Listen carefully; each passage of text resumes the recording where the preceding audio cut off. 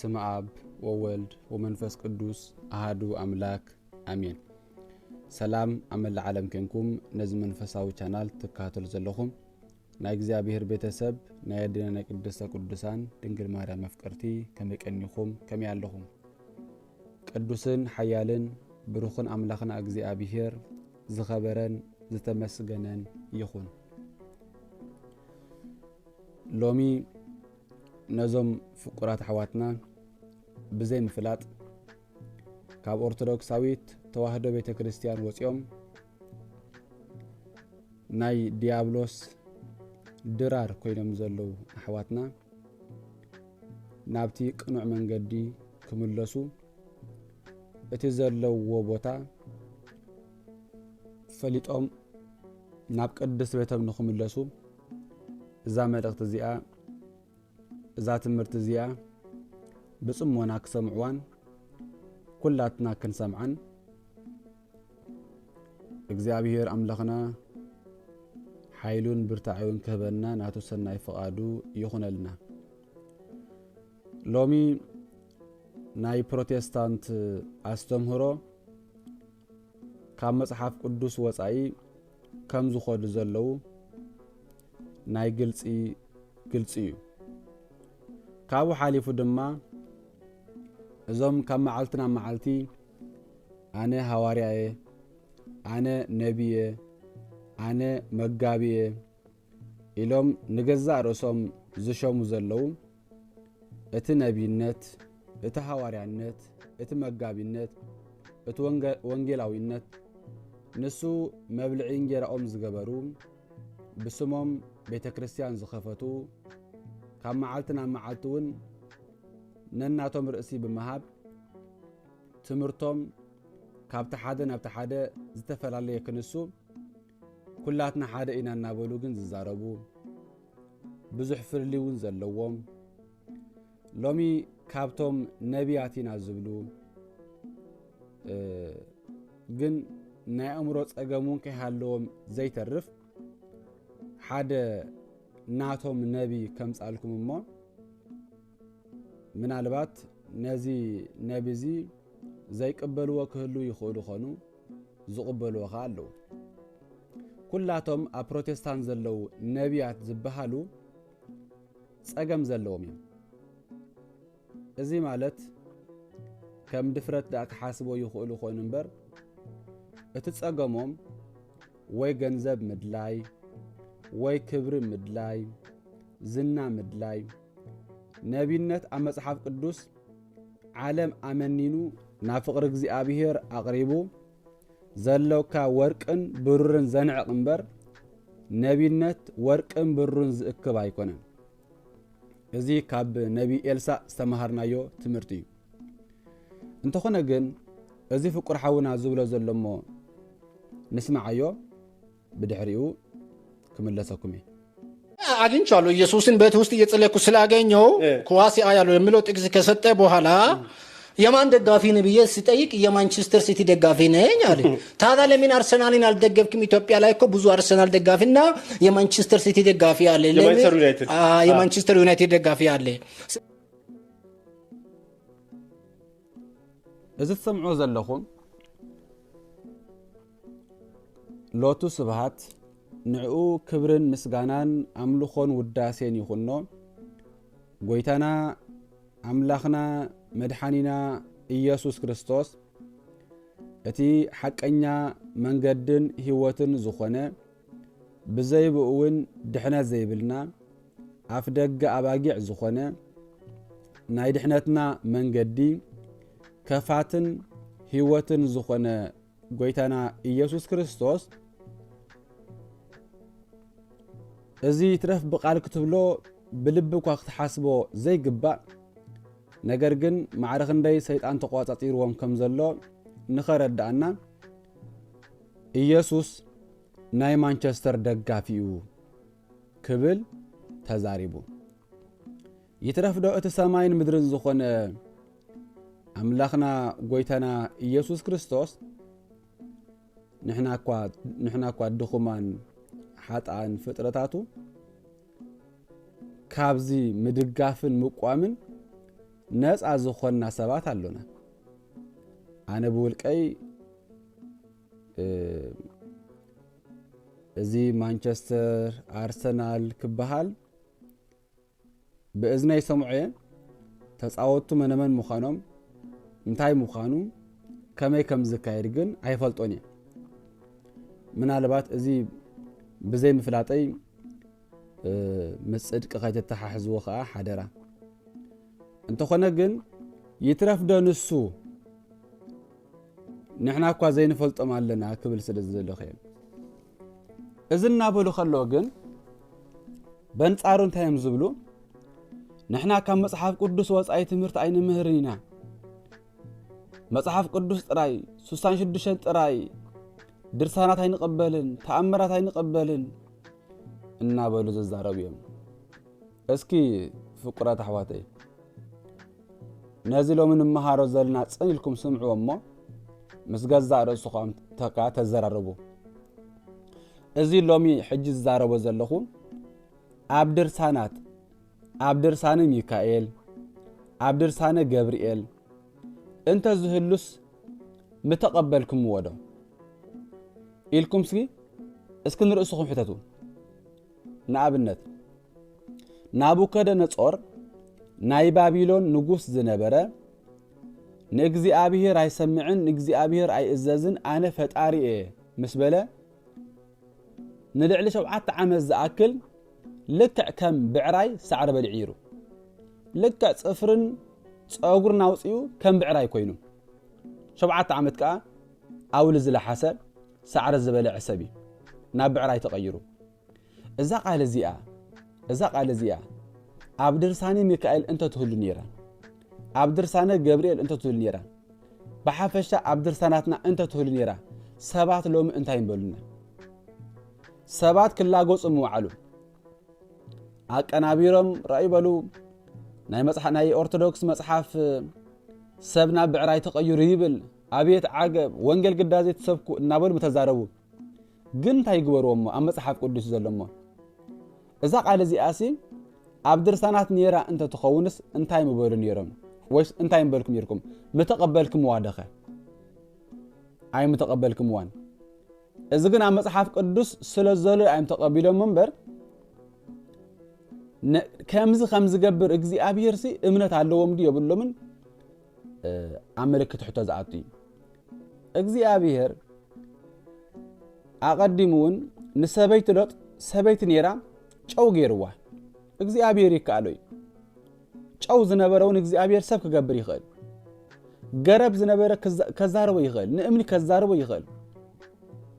ንእግዚአብሔር ዝሰኣኖ ነገር የልቦን ስለዚ ኢና ኣብ ድርሳናት ዘሎ ተኣምር ኩሉ ካብታ ኣብ መጽሓፍ ቅዱስ ዘሎ ተኣምር ዝኸብድ ኣይኮነን እዚ ጥራይ ኣይኮነን እቶም 3 መንእሰያት ኣናንያ ኣዛራ ሚሳኤል ዝበሃሉ እዚ ናቡከደነጾር ዝበሃል ናብ እሳት ሓዊ ናብ ሓዊ ምስ ደርበዮም እቶም ንዖም ዘእትዉ ዝነበሩ ሰባት ክቃጸሉ እንከለዉ እዞም 3 መንእሰያት እዚኣቶም ግን ይትረፍዶ እሳት ከቃጽሎምስ ናይ ትኪ እኳ ጨና እኳ ኣይሓለፎምን ይብል ኣይገርምን እቲ ነምልኹ ኣምላኽ እዚ እቲ ንግዞ ኣምላኽ እዚ እቲ ንሰግደሉ ኣምላኽ እዚ ስለዚ እዚኦም ግን ዞብ 3 መንእሰያት ኣብ ድርሳነ ገብርኤል እንተ ዝህልው ነይሮም ገብርኤል ዝተባሃለ መልአኽ መጺኡ ካብ እሳት ኣድሒንዎም እንተ ዝበሃል ነይሩ እስክም ተቀበልኩም ወዶ ንምዃኑ እዚ ተኣምር ዛ መጽሓፍ ቅዱስ ኣለሞ ትቕበልዎ ዲኹም ከ ኣብ ድርሳነ ሚካኤል እንተ ዝህሉ ከም ተቀበልኩም ወዶ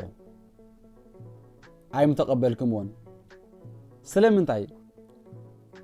እግዚአብሔር ክገብር ኣይክእልን ኣብ መጽሓፍ ቅዱስ ዘሎ እንተ ደኣ ዝገብር ኮይኑሲ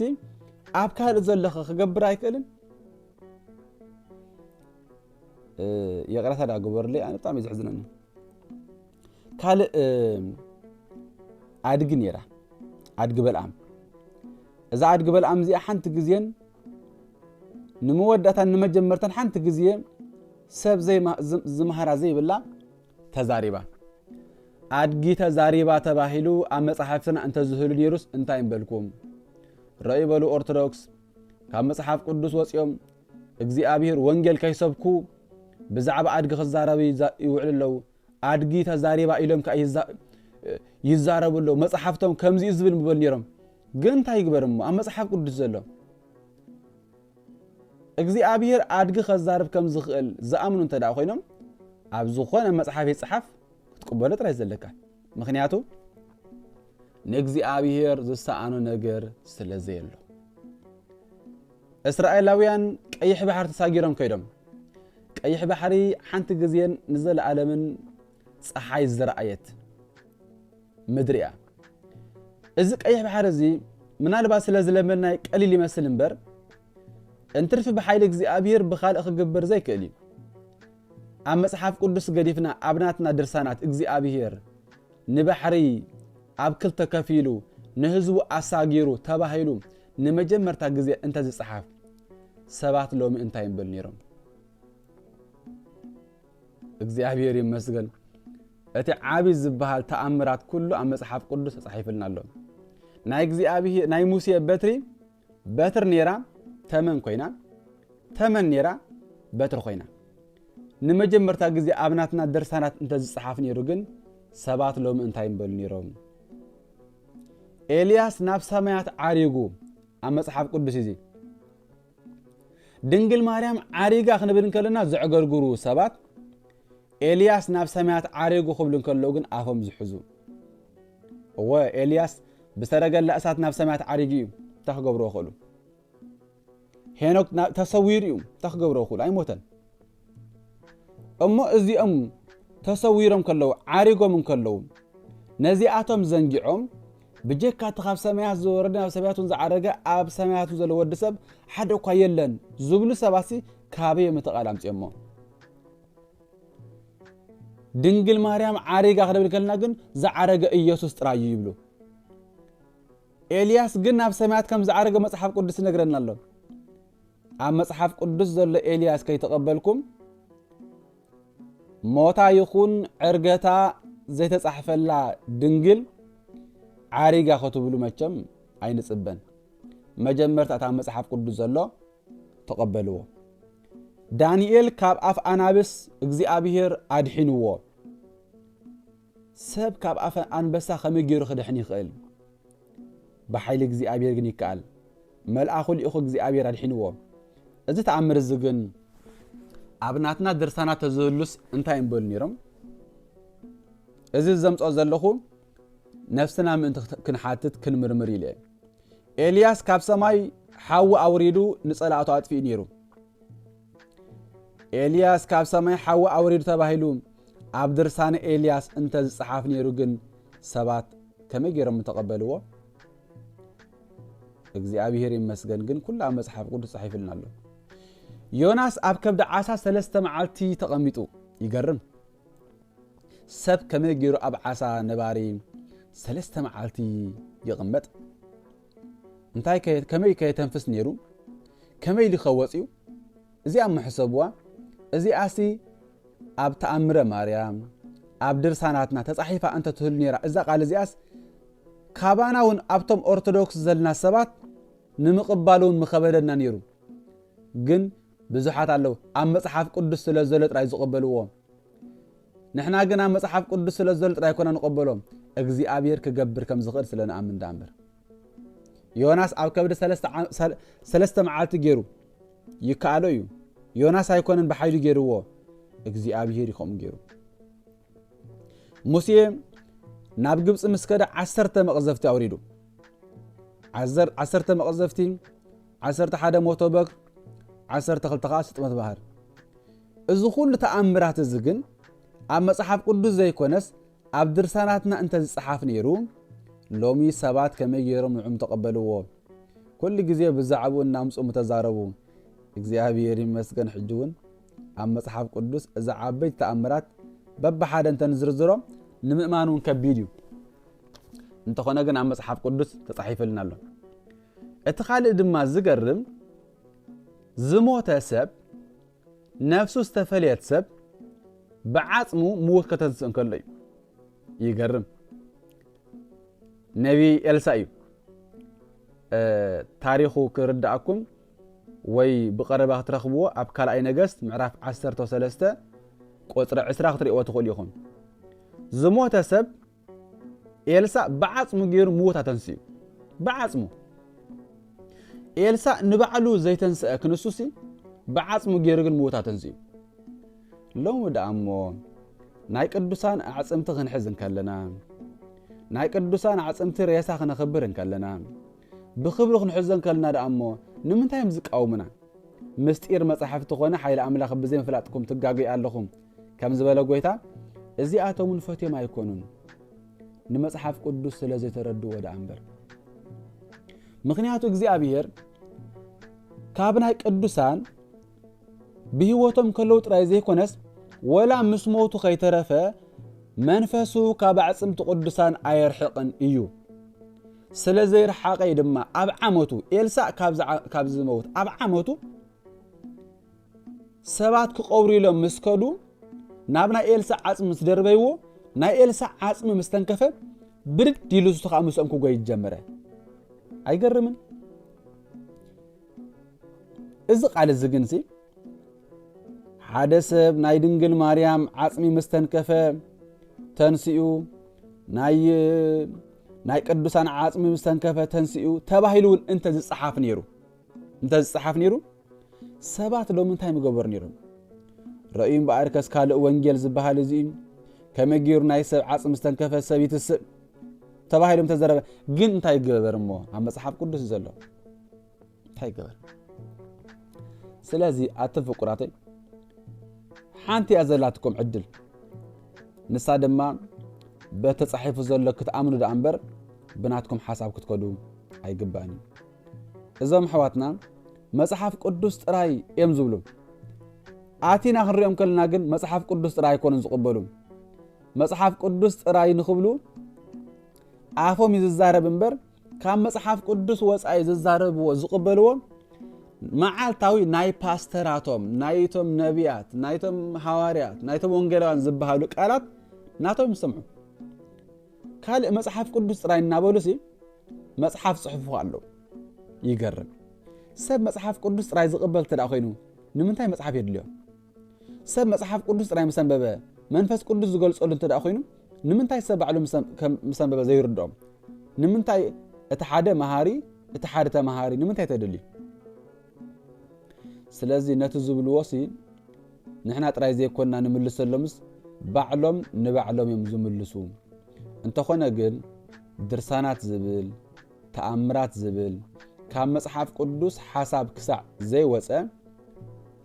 እግዚአብሔር ብኡ ገይሩ ብቅዱሳን ገይሩ ንዝገበረ ነገራት ንዓና ትምህርትና ክሳዕ ዝኾነ ንቕበሎ ኢና መምሃሪ ኻን ትጥቀመሉ ነምልኾ ሓደ እግዚአብሔር እዩ ኣብነት ንገብሮም ግን ቅዱስ ሐዋርያ ጳውሎስ ከም ዝበለና ሰዓብተይ ኩኑ ይለምዕደኩም ኣለኹ ኢልና ሓደ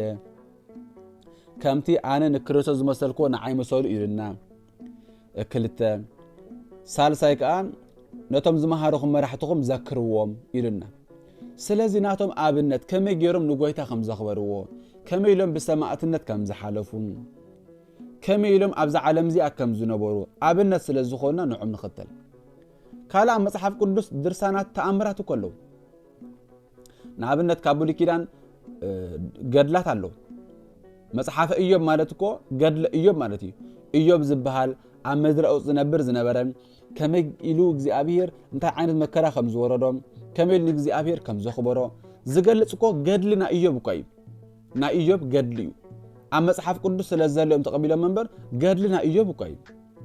መጽሓፈ ሩት ኣሎ ሩት ትበሃል መን ከም ዝኾነት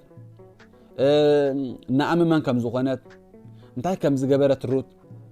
ናታ ኩሉ ነገራት ኣብ መጽሓፍ ተጻሒፉ ኣሎ መጽሓፈ ሩት ተባሂሉ ተመዝጊቡ ኣሎ ካልእ መጽሓፈ ኣስቴር ኣሎ ናብ ሓድሽ ኪዳን ተመጺና እውን ግብረ ሐዋርያት ኣሎ